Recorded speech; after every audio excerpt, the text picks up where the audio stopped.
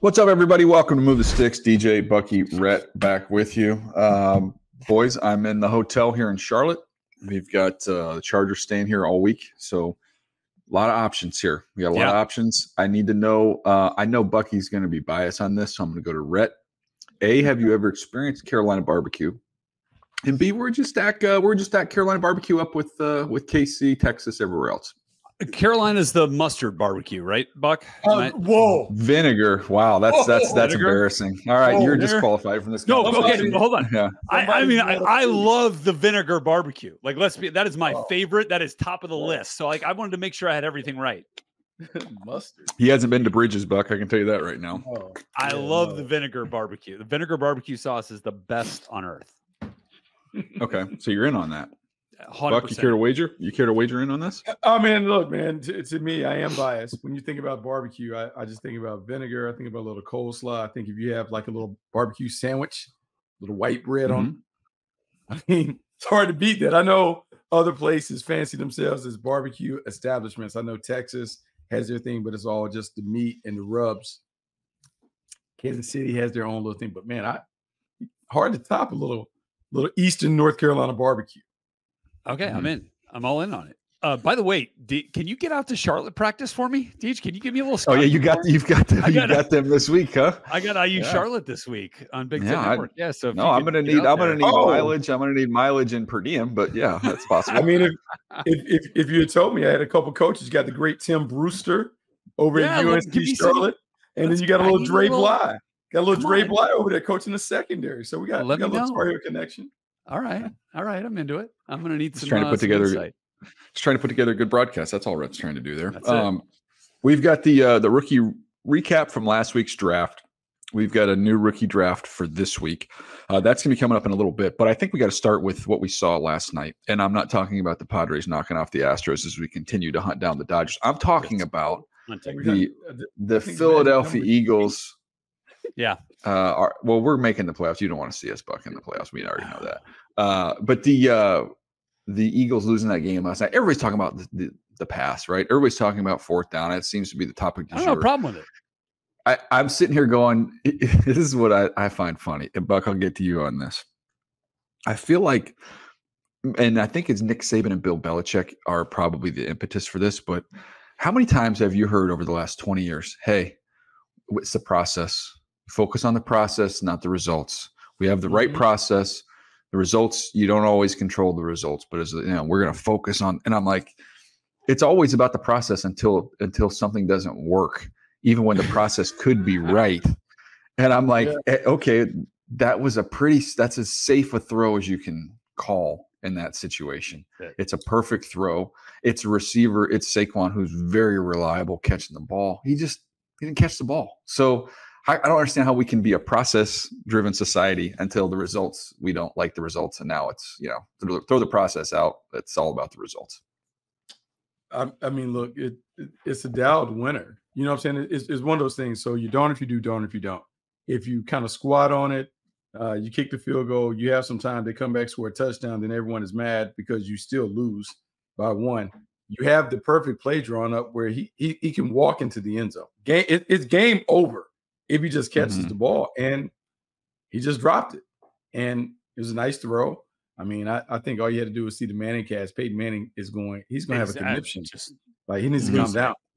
By the way, what was Matt Ryan talking about on there? Did you guys catch that? I didn't see it. What did he say?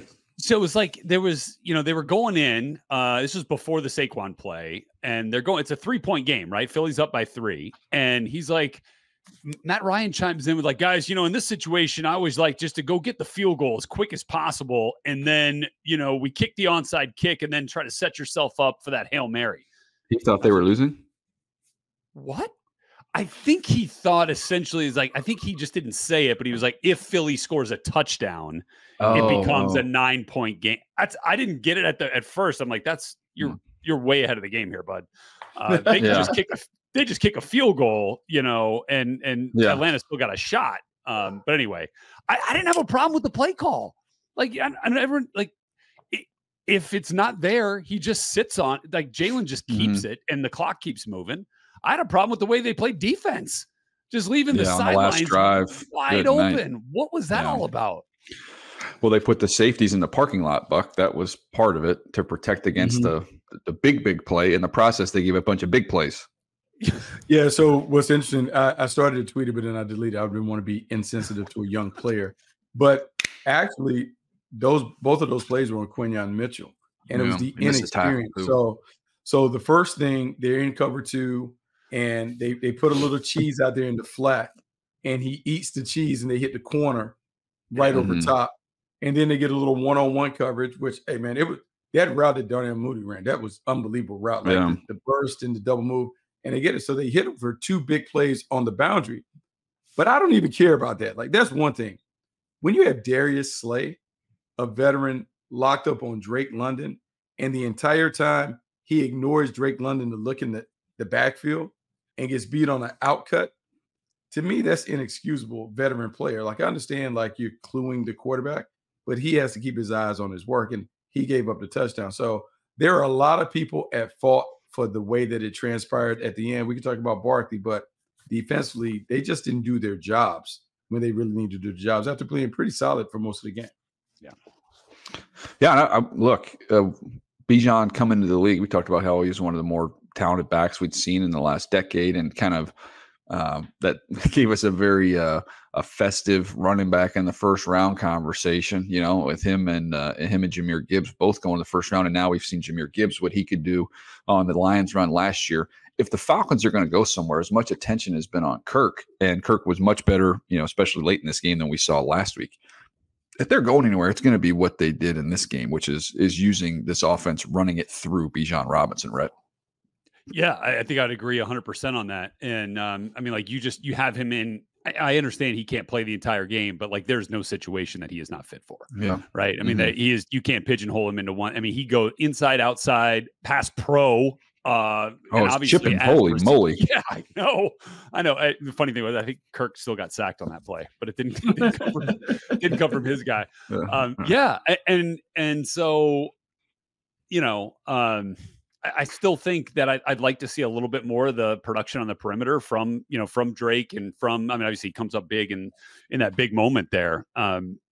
But I like the way that they're running this offense right now. And I think, I thought it was interesting the way that the quarterbacks, when Matt and the Mannings were on there talking about the comfortability that a QB has with 2 minutes, right? The comfortability for a new quarterback in a new system in 2 minutes, right? And that's how it brings out the best in you, because it, in a way, simplifies things a little bit. And it's plays you've been working on since, May, June, whatever. And you could see that. I mean, like, there was no 2 minutes of that game that Kirk Cousins was more comfortable than in that final 2 minutes. Yeah, I don't know, Buck. When you look at what New Orleans has done, let's look at it from Atlanta's side of things. Yeah. The way New Orleans has come out the gate here, I've seen how bad Carolina is. We talked about that the other day. But when you look at the Falcons and where they're situated right now, I mean, is it legit? Going back to what we said in the summer, where, man, we were talking about them as maybe the favorites to win this division, and it was so bad week 1 that everybody punted on them after 1 week, and now all of a sudden you go on the road and beat Philly, and it's like, okay, well, I know New Orleans is rolling right now, but man, Atlanta's got a shot at that thing. They absolutely have a shot. And the reason why they have a shot is because anyone who knows that division understands the rivalry between the Dirty Birds and the Saints. I mean, it is about as good as it gets when it comes to the rivalry. It's up there with the Ravens and the Steelers. It's nasty. It's contentious. So I don't think you can dismiss the Falcons' chances. I will say, though, obviously Tampa. I needed to mention Tampa. I don't want to. I want to forget about Tampa, who's off to a really good start. 2-0, 2-0 for the third straight season. They're 2-0. Look, maybe it's 4 straight seasons. But anyway, I think you have to keep Atlanta in the conversation, because it is a bit of a round robin when you throw Tampa, Atlanta, New Orleans, how they kind of tend to knock off each other. I just think New Orleans has been so impressive that it's kind of taken us all aback, because I don't think any of us saw that happening. Even the most optimistic Saints fan certainly couldn't think that this team was going to light up the scoreboard like they've lit it up since Clint Kubiak has taken over. I think this division is going to be a fascinating one that'll probably run deep into the season to see who ends up on the right side of that thing. But again, Tampa, let's not forget about the job that they're doing there as well. Real quick on the Philly side of things, I mean, they've had so many different defensive play callers, off or defenses that they've tried to run with different guys coordinating this defense over the last handful of years. I think it's one of the more underrated aspects of success in the NFL is because there's so much change that continuity is such a huge advantage. Buck, this looks like a defense right now that's under Vic Fangio that's just they're trying to figure it out, find their way a little bit. It doesn't look comfortable out there. No, it doesn't look comfortable. And, DJ, it's funny because, like, everybody loves holding out your players in the preseason until you see what it looks like the first part of the season, because now your preseason becomes part of the regular season as you're trying to figure out the combination and what works, what doesn't work with the personnel. They have to go through the growing pains. And you talked about the process. This is the process. The first 4 games of the season for the Eagles and for some of the other teams that held out their guys, it's the preseason. It's trying to experiment and evolve and adapt to what you have. And then you hope that you're not so far behind that you're able to kind of hit your stride and then make up any ground that you may have lost because it took you like a month of the regular season to figure out who you really were. And I do go back to, I think Derek Carr, if I recall correctly, played a pretty decent amount of snaps in the preseason, comparatively speaking. And, with a new play caller, with a new system, you wonder, how much of that has an effect. Obviously, they're not running a ton of stuff out there in the preseason, but, it's the stuff we talk about, guys, on that side of things. And I think they obviously have it in Philly, but I think, when you compare it, there is such a comfortability for Derek Waller. They don't have the playmakers that Philly does. And still, Rashid Shaheed's becoming one, right? And then protection. You mentioned it on the Monday pod. Talisi Fuaga has been fantastic, helping solidify that Saints offensive line. So, like, Carr finally feels like he has the 3 Ps. And I think we're starting to see the fruits of that labor there. And he's a pretty good dude. Yeah, no question. All right, let's take a quick break. We'll come back. We'll flip over to the rookie discussion. We'll have our rookie draft. We'll look at who won last week. Spoiler alert, Bucky. Man, I think Bucky just got upset. I think what happens sometimes is it doesn't start out your way, and it's like a fight or flight. Man, Bucky came out swinging. We'll get to the results to that and have our next draft right after this. All right, Buck, man, that's a heck of a performance from you last week. I like to see it. I like to see you rebound like that. I didn't win. You did not win, Rhett. Bucky had 7 points. I had 3. Rhett had 2. Bucky hit home runs with Jaden Daniels at the quarterback position, the first pick, winning that battle. And then Marvin Harrison Jr. with a huge bounce back week. And then look, the homer pick with Brian Thomas Jr. even got him a point behind Bowers there that you had in the 3rd round there, Rhett. So interesting how we're scoring this a little bit. I think there's a couple different ways you could go where maybe that shakes out a little differently. It looks like we're scoring it by round, because if we were to go, I don't want to nitpick, but like if Rhett, sounds like you're nitpicking. Well, I'm just looking at so I had neighbors who had 28 points, which is a great performance, but I only get I get the 2nd place nod there behind Harrison. Rhett has Worthy with 4.2. But then Rhett gets credit for Bowers with 18.8 as his, pick there, and McConkey has 4.6. But if I put Bowers ahead of Worthy, because technically he was Rhett's 2nd highest scoring skill guy, and then Worthy goes down there to the bottom, I get McConkey over Worthy. I'm just saying, look, I'm not saying that it's contrived or trying to make Rhett more competitive than he should be, but it's a little. We didn't really go over those rules now that we've kind of made this a flex. The running back thing has really put this thing in a tough spot right now. Let's be honest. But the order for this week, let's see, how do we have this here? We've got Rhett, myself, and then Bucky today. So Rhett, see if you can do a little better than you did last week here. What do you got? I'm going Jaden Daniels with the first pick. There's just no other way around it here. If I want to get myself 3 points, an easy 3, that seems like that's the best way to go. Yeah, there's not great options with the other 2 quarterbacks right now because Caleb has not played well. Bo Nix has not played well. Don't love that. You get negative points for sacks? Oh, man. Yikes. Yeah. Well, Jaden Daniels took a lot of sacks last week, too. Right. You're right. So I think I got to go skill guy. I'm going to go back to neighbors. I'm going to go neighbors with my next pick. Yeah. Go ahead, Buck. You got 2. You're doubling up here. I'm 2. Well, he was so nice that I have to go again. So let's go Marvin Harrison Jr. Then let's go Brock Bowers right behind him. Wow. Okay. Okay. DJ, that's and back then to you. I'm then, up. huh? Yeah, I'm up here. So I don't need to go quarterback because Rhett's already gone with the quarterback. So I can go with the skill guy. Let's see here. Gosh, I think I might go. I think I might go with Bucky's guy here. I think I'm going to go BTJ and go back to that well. This is not great for me here, guys. It's not.